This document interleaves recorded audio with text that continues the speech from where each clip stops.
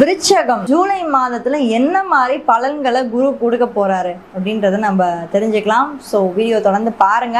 அது மட்டும் இல்லாமல் நீங்கள் என்ன ராசியில பிறந்தீங்க, என்ன நட்சத்திரத்தில் பிறந்தீங்க அப்படின்றது கீழே கமெண்ட் பண்ணீங்க அப்படின்னா நான் கண்டிப்பாக தெரிஞ்சுப்பேன்.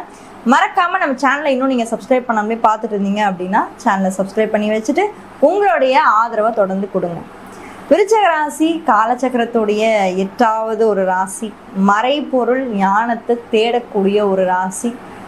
ராசி மண்டலங்கள்லேயே 8 அப்படின்றது மறைவு ஸ்தானம் அப்படின்னு ஜோதிடத்தில் சொல்லுவாங்க. அந்த வகையில் இந்த 8 அப்படின்றது ஒரு மனிதனுக்கு மிகவும் முக்கியமான ஒரு விஷயம்.